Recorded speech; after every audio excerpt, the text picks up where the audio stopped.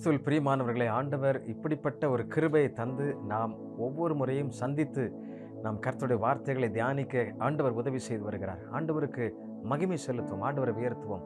தெய்வ பிள்ளைகள் இந்த உலகத்தில் எப்படி வாழ வேண்டும், கர்த்தருடைய பிள்ளைகள் எப்படி இருக்க வேண்டும், கர்த்தருடைய சாயலை தரித்தவர்கள் நாம் எப்படி இருக்க வேண்டும். யாக்கோபு 4:6 இப்படி சொல்லுகிறது, அல்லேலூயா. ஆதலால் தேவன் பெருமையுள்ளவர்களுக்கு எதிர்த்து நிற்கிறார், தாழ்மையுள்ளவர்களுக்கோ கிருபை அளிக்கிறார் என்று சொல்லி இருக்கிறது. தாழ்மையுள்ளவர்களுக்கு மனத்தாழ்மையோடு கூட வாழும்படி அழைக்கிறார். மனத்தாழ்மை என்பது மிக முக்கியமானது. மனமேட்டிமை அநேகருக்கு உண்டு. ஆமென்.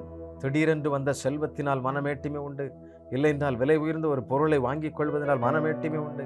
ஒரு சாதாரண ஒரு புதிய ஒரு நகையோ சேலையோ இல்லை என்றால் ஒரு பொருளையோ அணிந்து கொண்டு ஆலயத்திற்கு செல்லும் பொழுது அதை பலரிடத்திலே காண்பித்து பலரிடத்திலே அதை சொன்னால்தான் அவர்களுக்கு அந்த நாளுக்குரிய மகிழ்ச்சி உண்டாகிறதை பார்க்கிறோம். அவைகளெல்லாம் ஆமென் இந்த உலகத்திற்குரியவைகள். அவைகளெல்லாம் உலகத்தின் மனிதர்கள், அஞ்ஞானிகள் அவைகளை நாடி தேடுகிறார்கள். ஆம், நீங்களும் நானும் கர்த்தருக்குரியவர்கள்.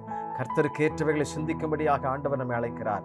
இந்த உலகத்தில் ஏராளமான மனிதர்கள் ஆமென் ஆண்டவருடைய சிந்தை உடையவர்களாக இருக்க ஆண்டவர் அழைக்கிறார். ஆனால் ஏராளமான மனிதர்கள் அப்படி முயற்சித்தும் பக்தியோடு கூட இருந்தும் ஆனால் அவர்களால் அதை பெற்றுக்கொள்ள முடியவில்லை. தாழ்மை உள்ளவர்களுக்கு தேவன் கிருபை அளிக்கிறார் என்பதுதான் மிக முக்கியமானது. அல்லேலூயா.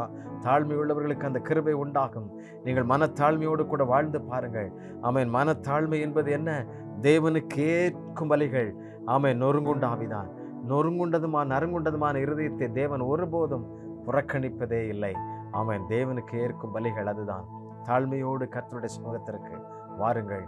மேட்டிமையோடு கூட வந்த மனிதனை ஆண்டவர் புறம்பே அவனை போல அல்ல, நான் எல்லாம் உமக்கு சரியாக செய்கிறேன், தசமபாகம் கொடுக்கிறேன், நான் வாரத்திற்கு 2 தரம் உபவாசிக்கிறேன், ஆலயத்திற்கு நான் சரியாக வருகிறேன் என்று சொல்லி பேசின அந்த மனிதனை போல அல்ல.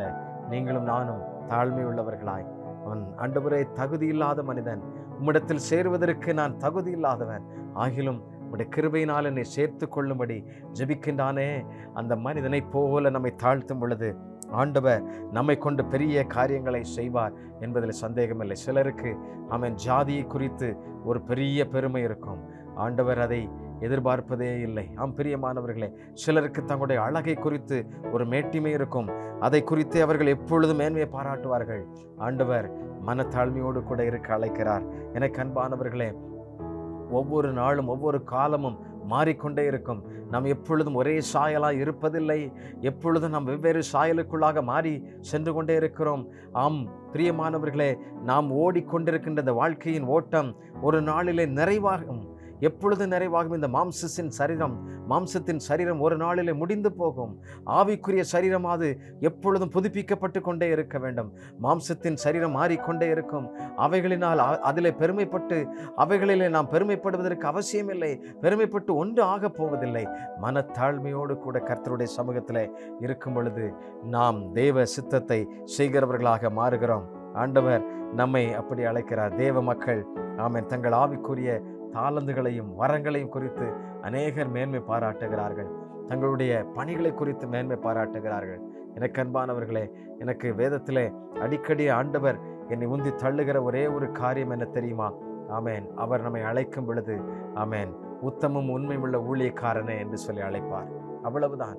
ஒரு பெரிய ஊழியக்காரன் இல்லை, பல அற்புதங்களை செய்திருக்கிறவன் இல்லை. எனக்கு அன்பானவர்களே, அவருடைய ராஜ்யத்தில் அவர் கூப்பிடும் பொழுது உண்மையுள்ள ஊழியக்காரனை என்று அழைக்கப் போகிறார். நீங்கள் எப்பேற்பட்ட மனிதர்களாக இருக்கலாம், ஆண்டவருடைய சமூகத்தில் அந்த மனத்தாழ்மையை கேளுங்கள். ஆண்டவரே, நான் எப்பொழுதும் தாழ்மையோடு கூட இருக்க வேண்டும்.